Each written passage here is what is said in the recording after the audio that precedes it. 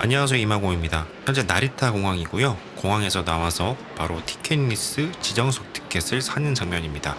지금 계속 어플을 조작하면서 지정석에 사람이 얼마나 있는지 보려고 확인하는 모습입니다. 저는 나리타 공항에서 히로시마까지의 승차권을 이미 소지하고 있었기 때문에 특급권만 구매하면 되는 상태였고요.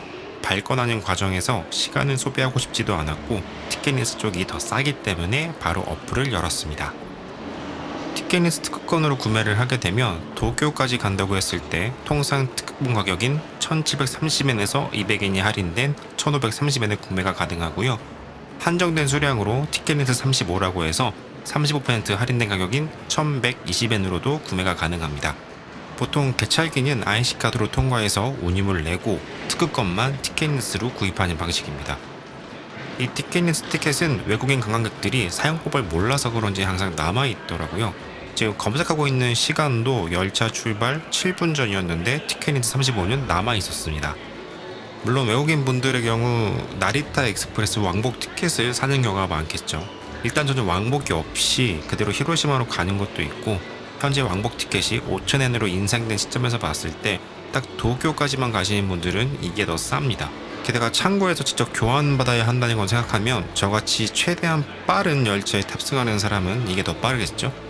문제는 특히 나리타도 그렇고 간사이도 그렇고 이 공항 특급의 경우에는 서양인들이 많이 있기 때문에 다 큰 짐을 들고 타요. 개인적으로는 그게 어수선한 분위기를 좋아하지를 않아서 좌석을 보고서 사람이 많으면 바로 그린석에 타버리는 습관이 좀 있습니다. 그래서 지금도 보통차 진정석 자리 좀 보다가 공석을 보니 안 되겠어서 결국 그린석에 손이 가버렸네요. 사실 영상 촬영도 있고 하니 처음부터 그린석을 고려를 했다가 이게 나리타 익스프레스는 그린석도 2+2 좌석 배열이거든요.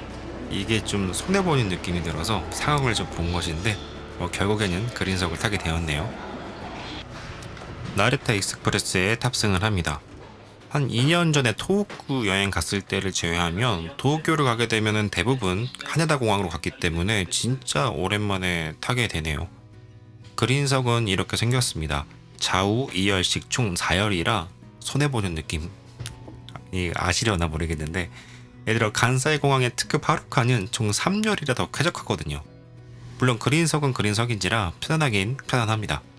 모터 소음도 들리지 않고 승객도 적은 편이라 조용하고요.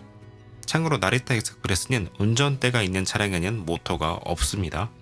그린석이 아닌 지정석 중에는 1호차 혹은 신주쿠행과 오우나행에 서로 연결된 열차라면 뒷열차의 제일 선두 차량인 7호차에도 모터가 없으니 참고하시기 바랍니다.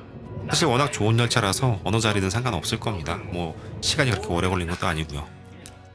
참고로 이날이 2월 10일이었는데 설날이었어요. 설 당일에는 저도 할아버지 댁에들 방문하고 있는지라 이를 본 이후에 오후 비행기에 탑승을 할 수밖에 없었고 하네다행 같은 경우는 시간이 맞지 않아서 나리타로 오게 되었습니다. 아쉬운 것이 하나 있다면 나리타 익스프레스에 탑승하면서 나리타 익스프레스에 대한 영상도 하나 만들 생각이었는데 시간이 시간인지라 바깥이 이미 어두워져 있더라고요. 그래서 이건 다음 기회로 미루고 곧장 도쿄로 가도록 하겠습니다. 지금 화면은 현재 열차에 얼마나 사람이 타고 있는지 확인하고 싶어서 치바에서 도쿄를 검색해서 확인 중인 장면입니다. 지금 타고 있는 열차요. 참고로 사용한 어플은 에키넷이라는 동일본의 어플리케이션이고요. 이게 한국에서는 접속이 안 됩니다.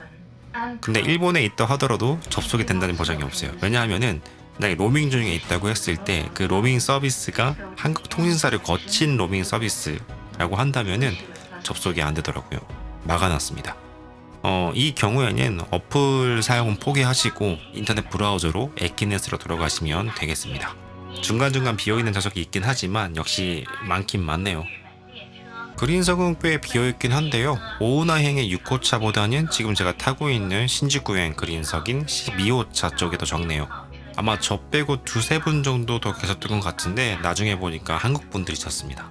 제가 이용할 승차권입니다.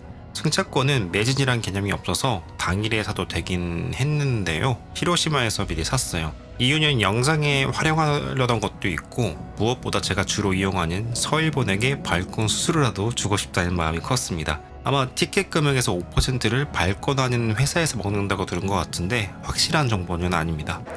이렇게 도쿄에 도착을 했는데요. 도착하자마자 제 눈에 들어온 것은 반대편에 정차 중이었던 255개 열차였습니다.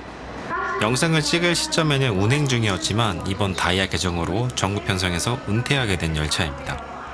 보통 여행 중 열차에서 내리면 자신이 탔던 열차를 한 번 정도 찍는 것이 보통인데, 내리자마자 반대편으로 가서 이거 찍고 있던 제 자신을 보면서 이런 생각이 들더라고요. 만약 일본 친구들이 이 모습을 봤으면 바로 기모찌 와루이라고 했을 것 같아요. 혼자라서 참 다행이었습니다. 혹시 여러분들도 그렇게 생각하시는 건 아니죠? 여기는 철도 유튜브니까 여러분들도 다 저 같은 사람들인 거 다 알고 있습니다. 자, 그럼 도쿄역에 나가서 도중하차를 한번 해보겠습니다. 저는 장거리 승차권이기 때문에 지금 승차권으로 도쿄역을 나왔습니다. 역도 이쁘고 이걸 그대로 활용하고 있는 것이 부럽기는 하네요. 저 위쪽은 아마 호텔 객실일 겁니다. 혹시 도중하차나 이런 걸 모르시는 분들은 제가 영상을 따로 만들어 놓은 게 있기 때문에 그걸 참고해 주시면 되겠습니다. 도쿄역 자체도 랜드마크 중 하나이기 때문에 역전에는 기념사진을 찍는 사람들이 꽤 많았습니다. 여길 보니까 생각나는 것이, 제가 JR 체남단 영상에서 일본은 명암의 대비가 크다라는 얘기를 한 적이 있잖아요. 보통 우리가 보는 도쿄역의 사진은 밝게 보정이 되어 있어서 그렇게 안 느껴질 수 있지만 지금 보신 영상이 실제 밝기와 비슷하지 않을까 생각이 듭니다. 아니, 좀 더 어두웠던 것 같기도 해요. 여기도 그렇고 도쿄타워 쪽 가서도 그렇고 아마 이렇기 때문에 랜드마크가 더 돋보이는 것은 아닌가라는 생각도 해봅니다.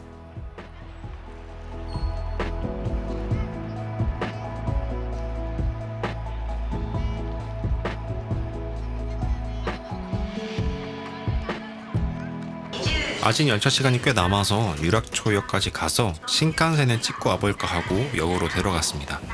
딱 1시간만 자리를 비우는 것이지만 짐이 걸리적거려서 이렇게 코인락커에 캐리어를 넣었습니다.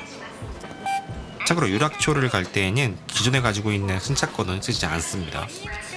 도중하차 영상에도 말씀드렸지만 이 장거리 승차권은 절대 경로를 거슬러 올라가면 안 됩니다. 만약에 제가 도쿄역에서 유락초까지 갔다가 다시 유락초에서 도쿄로 돌아와서 열차를 타게 되면은 이게 부정승차가 됩니다. 따라서 저는 IC카드를 찍고 유락초로 왔습니다. 저는 시간을 아끼려고 열차로 왔지만 역간 거리가 가까워서 걸어가도 충분한 거리이기도 합니다. 제가 이곳으로 온 이유는 지금 보신 사진을 찍었던 장소에서 영상으로도 담아보고 싶었기 때문입니다. 과거 도쿄 도청이었던 도쿄 인터내셔널 포럼을 배경으로 신칸센을 한없이 볼 수 있는 곳이 있습니다. 저 건물을 보니까 예전에 루나씨 공연을 저기에서 봤던 기억이 나네요. 장소는 바로 저기 위입니다.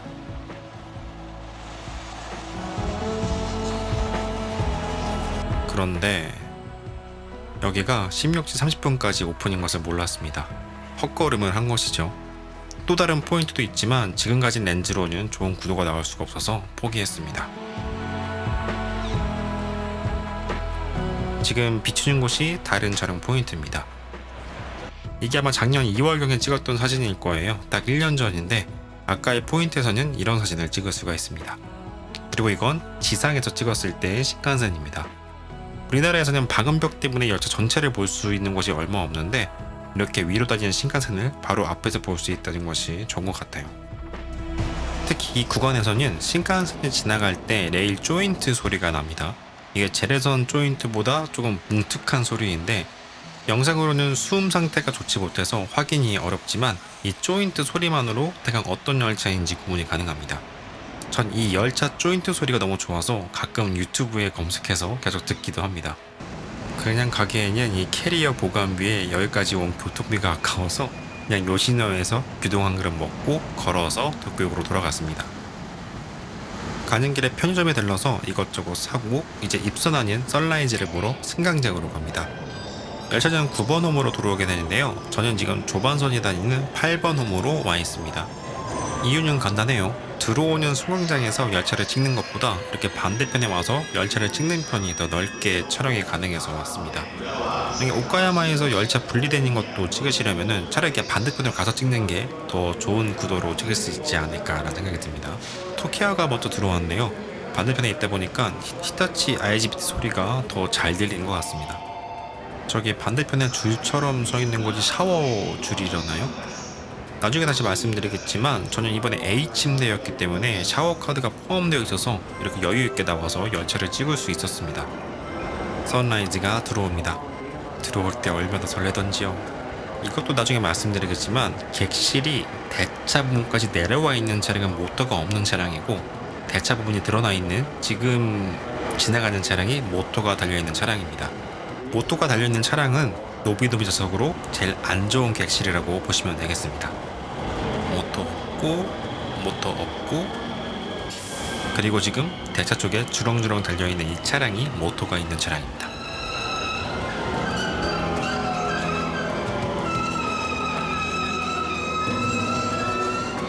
바로 앞이 제가 탈 열차네요. 열차 설명할 때 지금 영상이 쓸 일이 좀 있어서 이렇게 찍어 놓습니다.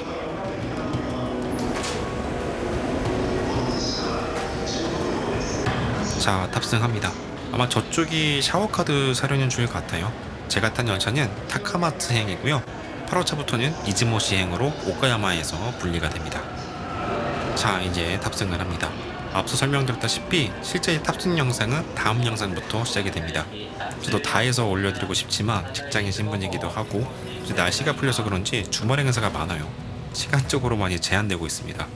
이번 편은 약간 여행기 느낌이었는데 다음 영상에서는 열차 설명이나 추천 객실 등으로 해보고자 하니까 기대해 주시기 바랍니다. 오늘의 영상은 여기까지입니다. 오늘도 시청해주셔서 감사합니다. お伺いするまでお時間かかる場合がございますので、あらかじめご了承ください。